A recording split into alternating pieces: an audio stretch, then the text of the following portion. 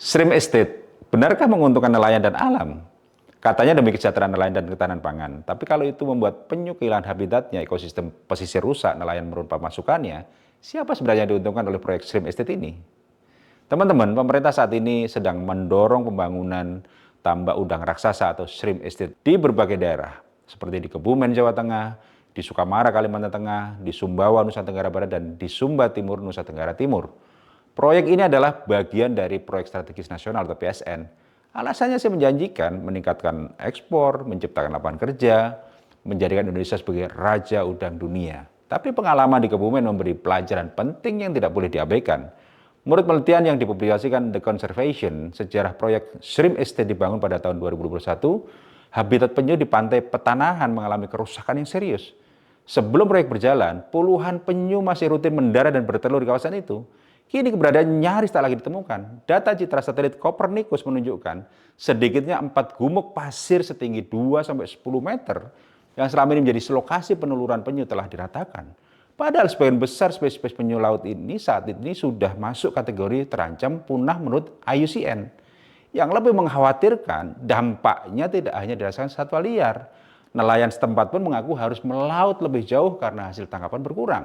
Sejumlah investigasi juga menemukan persoalan pengelolaan limbah yang diduga berkontribusi terhadap penurunan kualitas perairan pesisir. Bahkan laporan investigatif dari Pulitzer Center mengungkap bahwa proyek yang dibangun untuk mendukung target produksi udang nasional itu justru gagal mencapai target.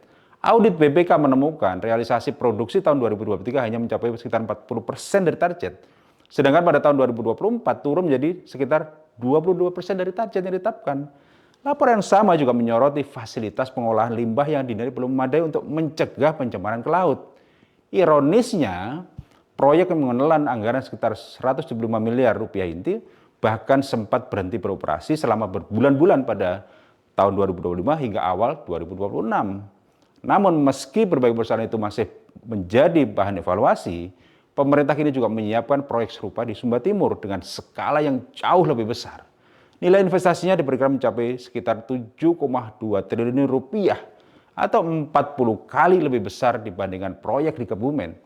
Para peneliti mengingatkan bahwa budidaya udang intensif berisiko menghasilkan limbah organik dalam jumlah besar yang dapat memicu eutrofifikasi, yaitu kondisi ketika perairan menjadi terlalu kaya nutrisi sehingga terjadi ledakan alga dan kematian biota laut. Dalam jangka panjang dampaknya bisa menjalar ke mangrove, ke terumbu karang, hingga sumber penghidupan masyarakat di pesisir. Karena itu, ukuran keberhasilan shrimp estate seharusnya bukan hanya berapa ton udang yang dipanen atau berapa dolar devisa yang masuk. Yang lebih penting adalah apakah nelayan lokal benar-benar sejahtera, apakah ekosistem pesisir tetap terjaga, dan apakah manfaat ekonomi lebih besar daripada kerusakan yang ditinggalkan. Sebab kalau yang tumbuh hanya angka produksi sementara alam dan masyarakat pesisir yang menanggung biayanya, jangan-jangan yang sedang kita bangun bukan lumbung kesejahteraan, melainkan utang lingkungan untuk generasi berikutnya. Jadi, menurut kalian, bagaimana seharusnya menyikapi shrimp estate ini? Mari kita diskusikan di kolom komentar.